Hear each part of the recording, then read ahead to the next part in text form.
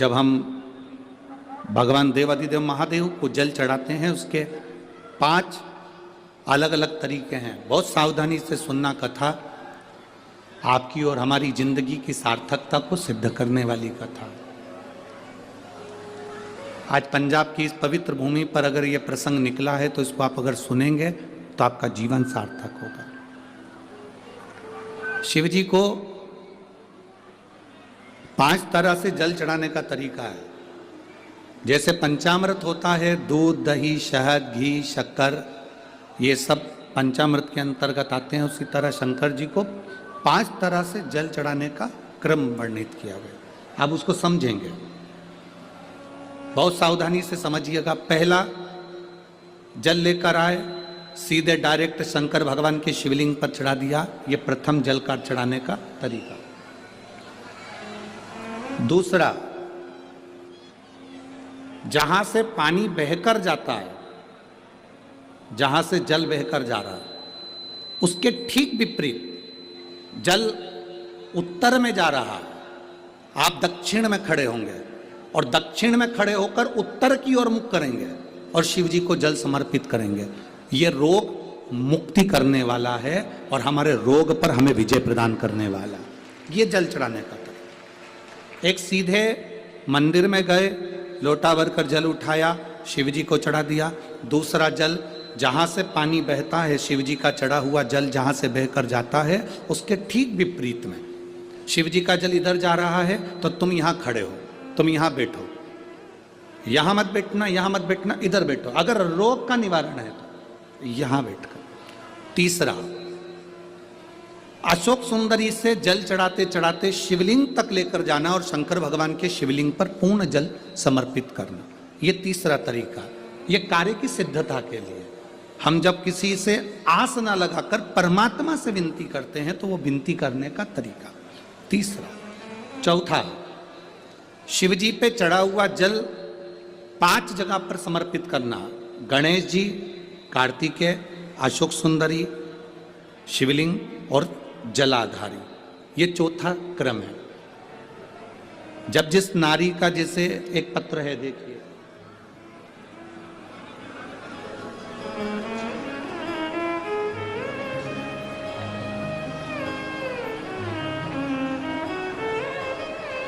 मेरा नाम मोनिका है, मेरे पति का नाम संजय सिंह है।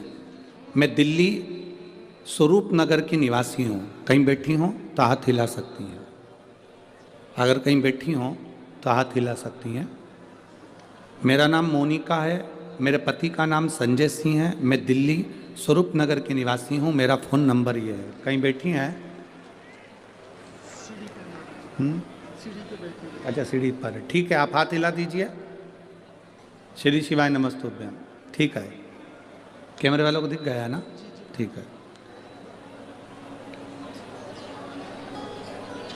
भोले बाबा की कृपा का मैं क्या वर्णन करूं गुरुदेव।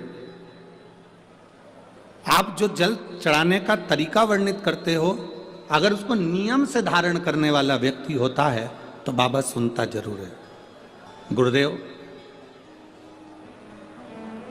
2013 में मेरी शादी हुई, मुझे संतान का सुख नहीं हुआ। 10 साल हो गए, औलाद नहीं हुई। दिल्ली का एक हॉस्पिटल जिसको हम दिखा सकते थे, अच्छे से अच्छा डॉक्टर जिससे हम जांच करा सकते थे, उसके अनुसार हमारे को संतान का सुख नहीं था। आयुर्वेदिक डॉक्टर, अंग्रेजी दवाई, होम्योपैथिक सब कराई, IVF भी कराया तो भी संतान का सुख नहीं आया। आखिरी में डॉक्टर ने कह दिया, इधर उधर मत भटको, तुम्हें संतान नहीं होगी। जिसने जहां कहा हम वहां पर भी गए, गोदी भरवाई, झोली भरवाई, पर संतान नहीं है। गुरुदेव, मेरे बाबा की कृपा किसको कहते हैं? आपने बेलपत्री के वृक्ष के नीचे जल चढ़ाना, उसमें से जल बचाकर शिव जी को समर्पित करना, सफेद आंकड़े की जड़ का प्रयोग करना, ये बताया था। और मेरे बाबा की कृपा से मेरा गर्भ ठेरा। मेरे बाबा ने मुझे आज 10 साल के बाद औलाद दी है। मैं उसको यहाँ प्रणाम कराने के लिए लेकर आई हूँ, उसको नमन कराने के लिए लाई। बच्चा लाए हैं क्या साथ में? बाबू को लाए हैं क्या? नहीं लाए? ठीक है। मैं प्रणाम करने के लिए लाई हूं। गुरुदेव बाबा बाबा है, बैठिए बहन। शिव तत्व है, एक जल चढ़ाने का तरीका। शिव जी को हम जो जल चढ़ाते हैं उसका एक तरीका भी हमारी जिंदगी में अगर हमने उसको स्मरण में रख लिया तो हमारी कार्य की सिद्धता को सिद्ध कर देता है, हमें सफलता की ओर लेकर चले जाता है। सीधे जल चढ़ाना, दक्षिण में बैठकर उत्तर की ओर मुख कर कर जल चढ़ाना, अशोक सुंदरी से लेकर शिवलिंग तक जल चढ़ाना, 5 स्थान पर गणेश, कार्तिकेय, अशोक सुंदरी, जलाधारी, शिवलिंग पर जल चढ़ाना 5 स्थान पर, ये चौथे नंबर का। और 5वां जल समर्पित करना,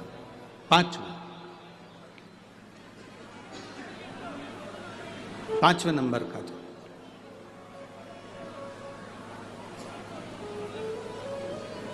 शिव जी को 5म नंबर का जो जल आता है, जो जलाधारी है, ऊपर जिसमें पानी भरा रहता है और नीचे एक एक बूंद टपकता रहता है, जलाधारी में जल समर्पित कर कर उसी जल को बचाकर अशोक सुंदरी वाली जगह पर थोड़ा सा चढ़ाकर उसी में से जल शिवलिंग पर जब हम समर्पित करते हैं तो हम जिस कार्य के लिए जा रहे हैं वो कार्य सफल होता ही है। ये 5वां नंबर का जल समर्पित।